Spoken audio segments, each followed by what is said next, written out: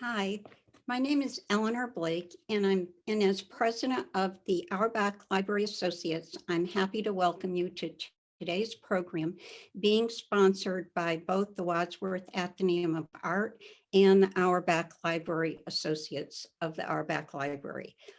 The Auerbach Library is one of New England's notable art libraries, with a collection that provides reference resources furthering the study of the Wadsworth Athenaeum's extensive art collections. Within the museum, the library is utilized by curators, museum staff, docents, and the general public. The depth of the collection draws research inquiries from around the world. In addition to programming for members, the Auerbach Library Associates have supported the conservation of volumes in need of treatment. Today's program covers the identification and conservation of an important 19th century folio covering the war between the United States and Mexico. We will additionally discuss the folio's significance to the Wadsworth Athenaeum. So let me introduce today's speakers. Amy Kilkenny is head of library archives. Prior to beginning work at the Wadsworth Athenaeum 4 years ago, she worked for the Essex Library in Essex, Connecticut, and historical museums, including the Gordon Roberts House in Cumberland, Maryland, and the Lockwood Matthews Mansion Museum in Norwalk, Connecticut. Erin Monroe is the Kriebel Curator of American Paintings and Sculpture at the Wadsworth Athenaeum. Erin has curated and co-curated numerous exhibits, including the exhibit currently on view, Milton Avery, The Connecticut Years. In addition to this current exhibit, one that recently closed was Paul Manship, Ancient Made Modern, and other exhibits include John Trumbull, Visualizing American Independence, and Gory's World. Laura O'Brien Miller currently works at the Yale University Library's Gate Conservation Laboratory as a book and manuscript conservator. Laura has been a conservator at Yale for 25 years, serving as principal conservator for Yale's Lewis Walpole Library and Medical Historical Library. Previously, Laura worked at New York University's Barbara Goldsmith Preservation and Conservation Department, in Conservation and Exhibition Services at the Chicago History Museum, and in paper conservation at the Art Institute of Chicago. Laura has also been involved in the conservation of other projects that the Auerbach Associates have helped support. Amy is going to start out with an introduction to the folio, and then we'll move to a discussion with Erin and Laura. Your questions are very important to us, so please enter them into the chat and we'll address them at the end of the talk. And just thank you so much for joining us. We appreciate your participation and look forward to seeing you in the museum. Hi, I'm Amy Kilkenny, head of Library and Archives, and I'd like to welcome everyone who has joined us today. I want to thank you for attending. I'd also like to thank the members of our Library and Archives support group, the Auerbach Library Associates. The Library Associates have not only generously supported today's program, but they also funded the conservation of the important folio we will discuss today, as well as 2 previous volumes. These projects were incredibly important to the Library and Archives as they provide vital funding, which we simply would not have otherwise. I would also like to thank Laura for her wonderful work on this folio, and Erin for talking about the relevance of this folio to the Wadsworth Athenaeum collection. And before we begin, I'd just like to mention one more thing, which is that the museum is currently open Friday through Sunday. The library, unfortunately, is closed, but if you would keep an eye on our website, you'll find updates, the Wadsworth Athenaeum website. That would be great. All right, since we are not viewing this folio in person together, I thought I'd just introduce it to you online. So I'll start with a few basic facts. The full title of the folio is The War Between the United States and Mexico Illustrated, Embracing Pictorial Drawings of All Principal Conflicts by Carl Nebel, author of A Picturesque and Archaeological Voyage in Mexico, with a description of each battle by George Wilkins Kendall, author of the Texas Santa Fe Expedition, etc., etc. So The War Between the United States and Mexico Illustrated was written by the war correspondent and newspaper editor George Wilkins Kendall, with illustrations by the German architect, engineer, and noted artist Carl Nebel. It was published in the United States by D. Appleton and Company, and we believe 500 editions were produced. George Wilkins Kendall was the person who initiated the project. He was one of the country's first war correspondents. Although he was a founding editor of a paper in New Orleans, the territory of Texas was incredibly important to the Louisiana's business community. So Kendall became involved in the annexation of Texas and US politics. In addition to this work, he wrote a more extensive history of the war between the United States and Mexico, which remains unpublished to this day. And before we begin, I should mention that this folio was actually produced in 3 formats. The first was text and plates and paper covers. Another were text and plates and elegant portfolios. And a third was a bound edition. The prices of these different editions, different formats, ranged between $34 and $40 in 1851. Additionally, in 1994, the Texas State Historical Society produced a facsimile of this, and in our Auerbach library, we do indeed have both this 1851 edition and the 1994 facsimile. So now we'll take a look inside the folio. The folio includes 12 hand-colored lithographic plates and bound text and a map. So ours are 12 unbound lithographic prints that are both tinted and hand-colored, and both the artist and the author were involved with their printing process in Paris.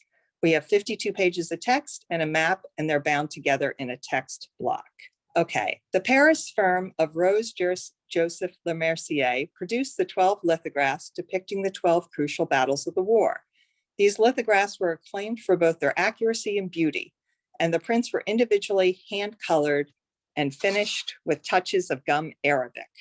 So the Paris firm that was chosen for its cutting-edge technology in tinting and shading. Also, the artist Nebel had worked with them previously.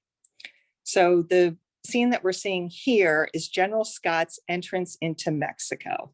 These here, as I wrote in the slide, the lithographs were additionally praised for their realistic depictions of the topography, natural scenery, and animated figures. These lithographs are fairly large, so you can see that we had to photograph them on the library table. Some of you will recognize that's a library table. The photographer actually had to stand on a ladder to get at them to make these photos for our presentation. So just a few more facts about these lithographs were that the author, Kendall, he claimed that the majority of these battle images were drawn by Nebel on the spot. At the time, it was mentioned that the images were created as if you were a spectator, and they were praised for their truthfulness. The entire work demonstrates the deep interest and accuracy of depicting historical images. These plates were modern battle images demonstrating military movements and strategy. My last slide, which talks about the importance of this folio to the Wadsworth Athenaeum and our library collections. The reason we chose this folio in particular to conserve is because the book has been praised as one of the most magnificent 19th century folios, due in large part to the extraordinary quality of its lithographs. Recent reviewers have called this folio a work of art and an extraordinary accomplishment of 19th century publishing. The second reasons we chose this folio in particular was the Mexican-American War was integral to the growth and success of Samuel Colt's business. Colt was struggling until he received an order from the United States government in 1846 for 1,000 Colt revolvers for this war. So in an important development for both Hartford and the Wadsworth Athenaeum, Colt leased a factory on Hartford's Pearl Street in 1847 to produce 5,000 guns a year.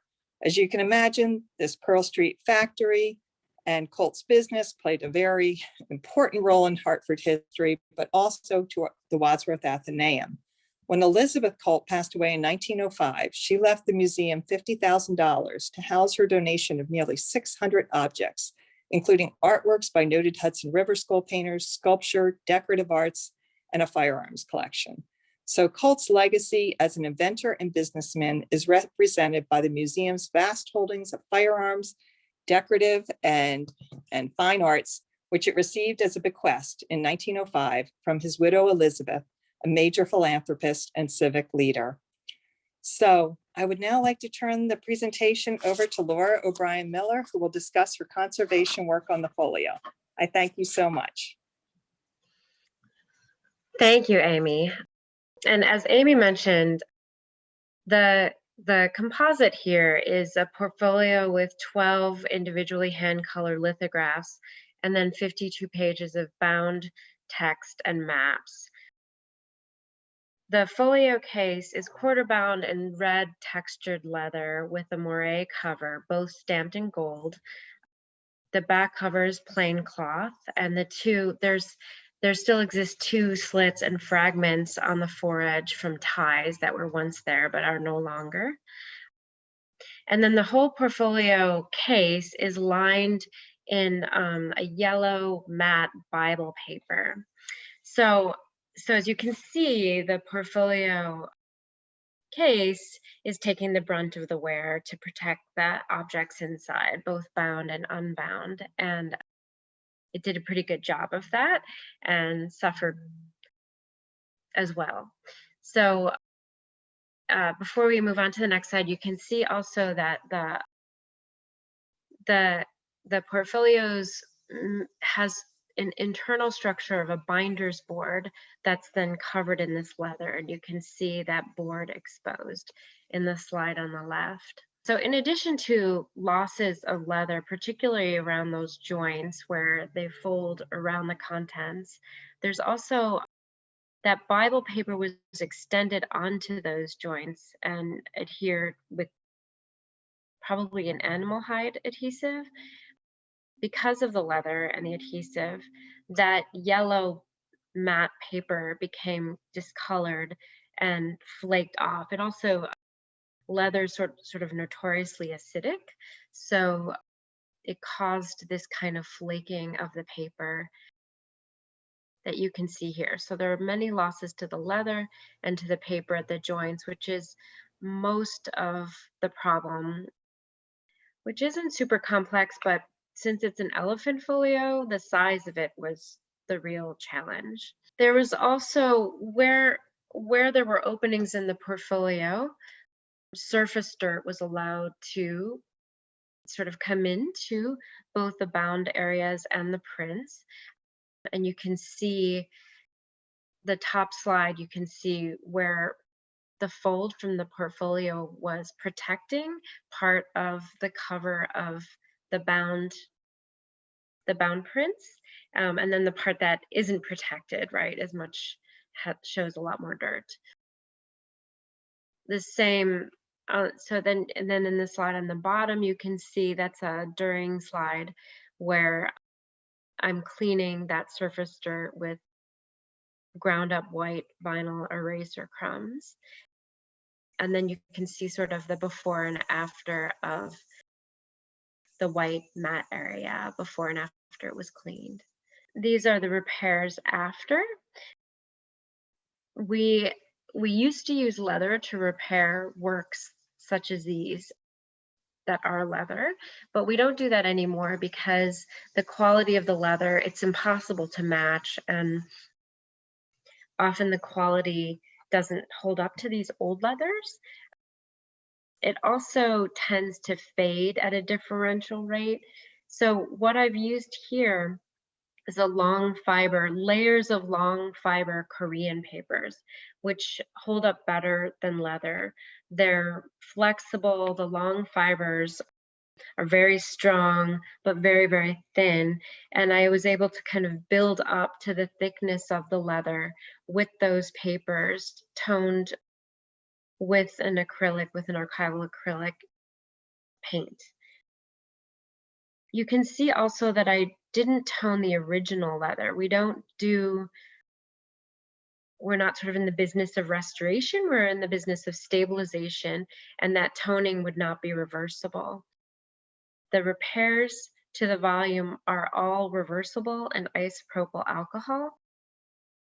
With old leathers, you can't use any kind of water because it will degrade the leather. So in this instance, the reversibility is in alcohol. Yeah, so you can see basically all the fills and repairs there.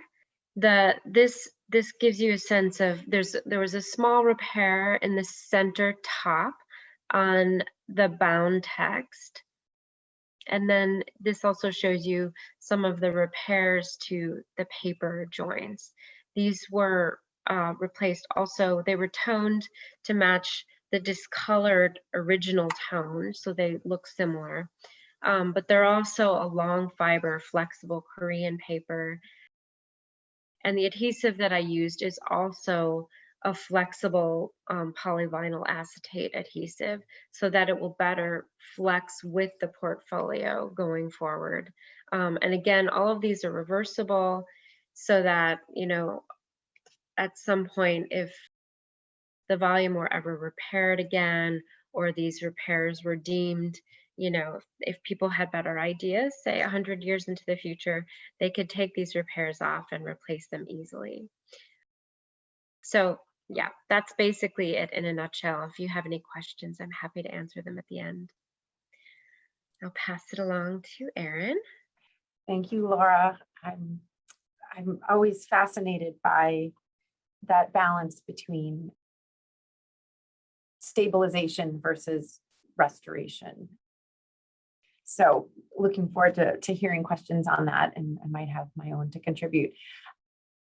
The perspective I bring is how this incredible folio can be used within our galleries and within our thinking about the collections here, particularly of the American art and the American decorative arts. And then that's not only the Colt bequest, which you've heard about, but also the stories of American history and culture and ingenuity, which is certainly, at least in our Hartford location, almost always connected to Sam Colt.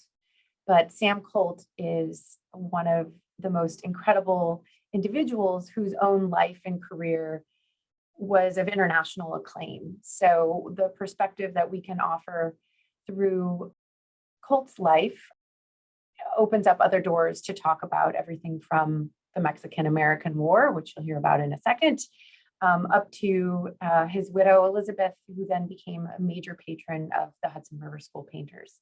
So on the screen, you see these two grand manner portraits, which measure 8 feet tall. These are incredible testaments and real sort of vestiges of the Colt legacy. And what I love about, you know, using these in the galleries and sort of presenting them today is all the components within these portraits speak to some attribute or some actual part of Sam and Elizabeth Colt's lives.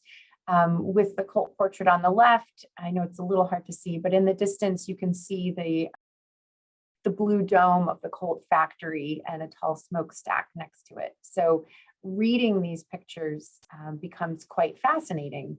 But getting back to the folio, we wouldn't have these pictures, for better or worse, were it not for the Mexican-American War. The history of the war and the timing of it is fascinating when, you know, you think about Samuel Colt, who in 1846, when the war began, was actually a struggling businessman.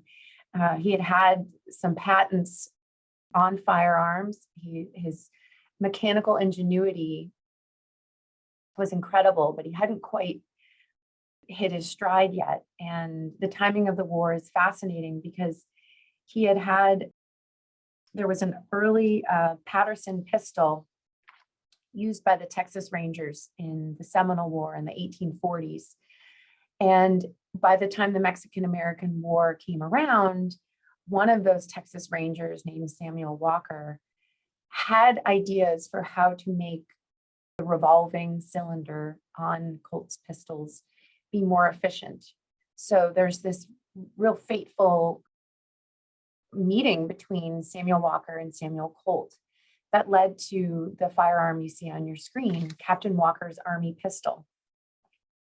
And what's fascinating here is what Walker offered to Colt was the suggestion to have a pistol that was 6 cylinders instead of 5, and sort of working collaboratively. Samuel Colt at the time was willing to make those improvements, but he didn't yet have his factory in Hartford. So you can see the maker here is Eli Whitney Jr. of the acclaimed Eli Whitney legacy. So the Connecticut history here is incredible. And the outcome was an order for 1,000 pistols that were then delivered to the Army on the front lines during the Mexican-American War. And the success of that deal actually led Colt to have enough money to sign a lease to start his first factory on Pearl Street, which later then grew to acquiring the land in the South Meadows and building the Colt factory that we all know when we drive up 91. So this firearms you see on the screen tells a huge story, about mechanical design and ingenuity, but we didn't necessarily have visual representation of the conflict to which it related. So I envision this folio open to a particular page in the galleries as a jumping off point for some of what I've shared. And in terms of the real accomplishment of Kendall and Neville working together, I present to you one view, one of the lithographic views. Kendall, having been considered, a true eyewitness to the battles, as well as Neville himself, they were able to add a certain degree of accuracy and specificity to the conflicts. And I show you a counterpoint of a less perhaps realistic depiction of the war, perhaps based on secondhand accounts. And when you think about print culture and the legacy of an era where photography was not yet predominant, really these lithographic examples are how we learn about and continue to teach about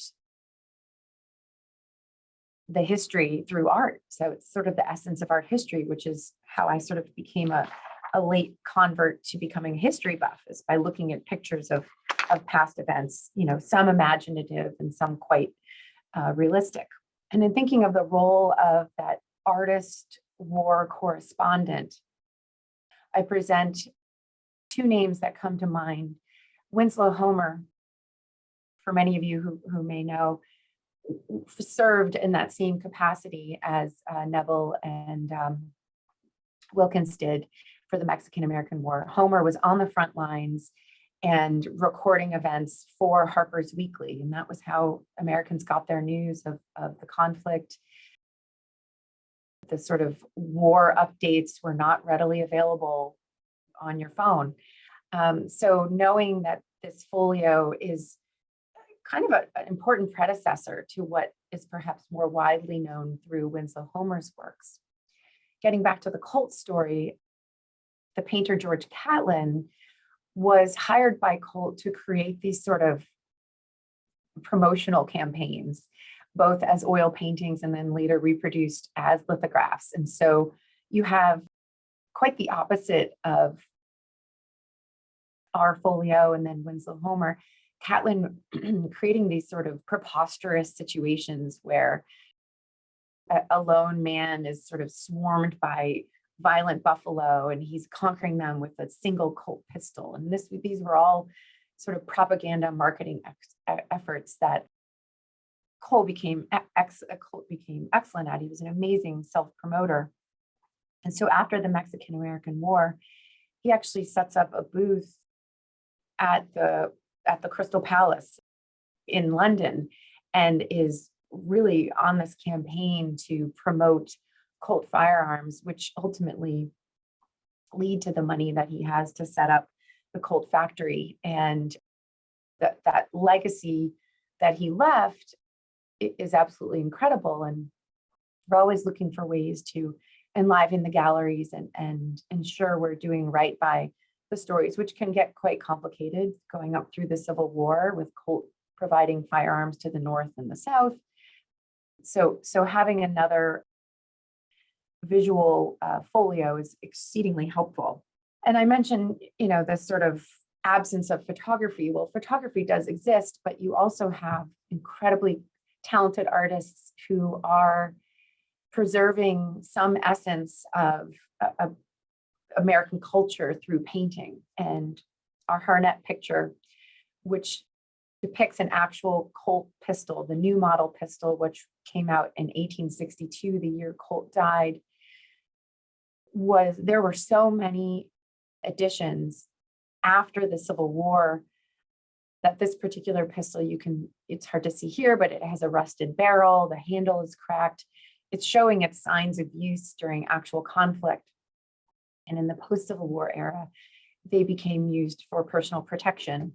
So the way we learn about history through objects can happen in surprising ways when you think about this sort of portrait of an object, which is also a portrait of a person. And here I give an example of to kind of tie it home.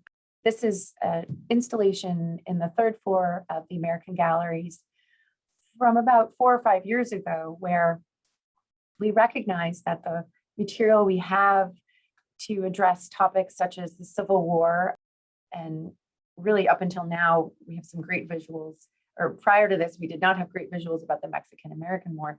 We were telling these stories through landscapes and what might be sort of a little more abstract in how you access the Civil War in landscape is interesting because the material we have speaks to the impact in American painting. And the image on the left of Frederick Church, the Vale of St. Thomas, it's painted just after Abraham Lincoln was assassinated. And while it's a view of Jamaica and a passing storm, it's sort of this symbolic representation of conflict and turmoil. And on the right, the landscape painting by Sanford Robinson Gifford is fascinating because Gifford himself served for the Union on the front lines and also documented combat and the view from the front lines. But in his post-Civil War career as a landscape artist, here we have a passing storm, which again is sort of a symbolic representation of the Civil War having been passed. But in the middle, we have great examples of what we now call material culture. We have a Union frock coat paired with this incredible sort of folk art object. It's a memorial to a soldier who actually survived the Civil War. And it's encrusted with shells because he and his family lived on the coast of Maine. And it has daguerreotypes of family members adhered to it. So opening up conversations and different perspectives and different points of view is, quite frankly, a priority of what all the curators are doing here. And I could see this folio being installed within a case within this gallery or in a slightly earlier gallery, which addresses this moment in time, this sort of moment before the Civil War, or even framing individual lithographs. I mean, that is another tactic where you can access this as a sort of gateway to understand history and conflict that previously we did not have. So that is my sort of curatorial perspective and my appreciation to Laura and Amy and the Auerbach Associates for inviting me to contribute that perspective and sort of share our delight that we have this sort of new activator for the collections. Thank you. And I think with that, we can open it up for questions, right, Amy? No. That sounds great, Erin. I'm not sure. Oh, it looks like we're getting one now. I can't read the entire question on my phone, unfortunately. Can you read that one, Erin? Certainly. So first question is, was the portfolio a part of Mrs. Colt's bequest? And if not, where did it come from? Wonderful question. I actually don't, I do not know that. Here in the library, I don't have a record of that. So no, it was downstairs with a number of other folios that we have. We have large folios from the Watkinson Library when the Watkinson Library was here at the Wadsworth Athenaeum. But no, I do not know that it's a part of Elizabeth Colt's bequest. Mm-hmm. It would be interesting, you know, either way. If it was, it makes sense. If it's not, how did it get here kind of thing. Question for you, Laura. How long did it take you from start to finish to do your treatments, time-wise? Like, yeah, that's a good question. It was a lot of cleaning. I had to clean both sides of every print, so that took a long time. But that aside, I think the whole treatment really, I worked on it on and off for about a month. It was a pretty quick turnaround because I got a late start on it, and Amy needed it back. But I was thinking, it's so interesting to hear you talk about the other objects, because now I sort of see this differently as a composite too. Like it's such an interesting item in terms of all of its components, I guess, seeing it kind of in relation to your other slides. Yeah. It'd be one thing if we were just a library, or, you know, not just a library, but, you know, exclusively a library versus, you know, and I think that's the beauty of having an open dialogue between curators and a librarian and archivist, is there's personal material and perspectives that make history even more interesting and even more compelling. So I sort of did my potpourri of related objects. I'm sure there's even more where that comes from. Question for you, Laura: how were the prints cleaned, and what materials did you use? Yeah, so there are different ways of cleaning, obviously, but this was considered dry cleaning. The prints were, it wasn't sort of an embedded oil into the prints, it was sort of a surface dirt on top of the prints, right? So it was actually fairly easy to remove with graded white vinyl erasers. We use like a conservation grade eraser that's kind of like the white vinyl erasers that you see in the store, but we just use a higher quality, and they're ground up so that they kind of move over the surface. We don't clean the print areas. Those areas we don't touch. So it's just the white areas, yeah. And another question, should we try to conserve everything? Is there a balance between conservation versus the original state? I don't know if Amy, you and Laura have comments.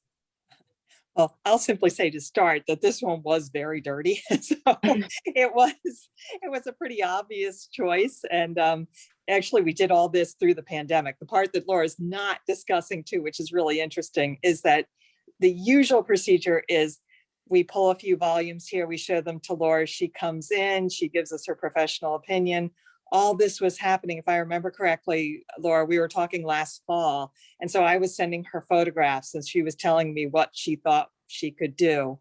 But this one, it was pretty obvious just from my cell phone images, how much it just needed to be cleaned. And the fact that, as Laura pointed out, the portfolio itself was not doing as good a job keeping the lithographs and the text block clean and safe.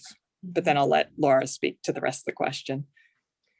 Yeah, I love that question, because I think so often there's a desire to want these things to look perfect and not to sort of erase their history. And that's something I'm constantly having to educate people about. So I appreciate the question. And I actually pulled, I thought this was interesting. I thought this might come up. So I pulled, as a conservator, I am, I abide by the American Institute for Conservation's code for our code of ethics. And within that, it says the conservator must strive to select methods and materials that, to the best of our current knowledge, do not adversely affect cultural property or its future examination, scientific investigation, treatment, or function. So that's why we don't sort of engage in restoration efforts. We think about what we need to do to stabilize an object, but not to kind of erase its history. So we're constantly making these kind of judgments with our treatment. So within that, and within this particular treatment, removing that surface dirt was important because it would just grime into the surface and really change what the images look like. I did use a soft brush over the image area and then cleaned the white area, but that gave you a sense of what the images were supposed to look like. What we didn't do is we didn't remove fingerprints. We didn't remove, you know, any kind of deeper stain. That's still possible, that could be done, but it wasn't necessary to stabilize the object, right? And then again, with the case, we did those repairs to the joints so that it would function in the way that it was intended. Right, but there isn't that, I didn't sort of indulge in that desire to kind of fix everything, right? I hope that makes sense. And following up on that, it's interesting how the distinction between old leather and new leather is that a newish perspective that, I mean, you've been at this for a number of years. Did you start and it was try to find old leather to match, or when did that change? Well, that's interesting because I think in terms of restorers, people who restore objects, say for auction, things like that, they may still use leather to repair things, but conservators stopped using it quite some time ago. We have the benefit of being embedded in institutions where we see earlier treatments, and we've seen how these leathers have not held up very well. So we have a lot more control with the tissues than we do with the leathers. And even, we've just seen even matching the animal is one thing, matching the texture, all of those things. And it just gets to be, we have a better shot at it with our own, with working with fibers rather than with leather. Yeah. So interesting. Yeah, and I wanted to say also, you might have noticed that on the first slide, when you see the portfolio cover, you see that there still are some marks on our portfolio cover. It does not look like it would have looked in 1851 or even say 1890. It does show marks of the history. When you were talking about, Laura, preserving the history, and Aaron talking about this object was not produced yesterday. It does have a history, and I do think you did a great job of giving us something that now we can use, but still realize that it's had a lifetime here too. Yeah. Question regarding, let's see, probably for Laura, does the stabilized case fit as tightly as it originally did? Yeah. Yeah, it hasn't changed in size at all. The case has not. The repairs weren't particularly, that's the beauty of these tissues. These tissues are made specifically for conservation. We specify the thickness and the fiber length. They're all archival. Some of them are so thin they can actually cover text and you can't see them. They're like completely invisible. Wow. So we can really control the thickness, that in terms of what we add. So there was really no added thickness. It's exactly the same fit as it was originally. Wow, that's incredible. Okay, attendees, the chat is open. If there's any other questions, comments? Give it a minute. Yeah, and I wanted to mention also that Erin does do a great job of bringing materials from the library and archives into all of her exhibitions and everything, and we appreciate that. Can put in a little plug for your Milton Avery show, Erin. I know, I was going to say, changing gears, it isn't only material printed elsewhere. I mean, the archives at the museum hold incredible, rarely seen artist documents, personal letters, notes. And so the Milton Avery show is fascinating because we have a long history of corresponding with him, and some of that material ended up within the exhibition, which is, Amy and I had fun putting that together. Yeah. Thank you. Someone says, remind me the definition of a lithograph. Oh, that one. I'd have to pull it up to get it exact. I don't know if you know it off the top of your head. Well, it's printing on stone instead of like an etching or an engraving, which is, acid into a metal plate typically. Right.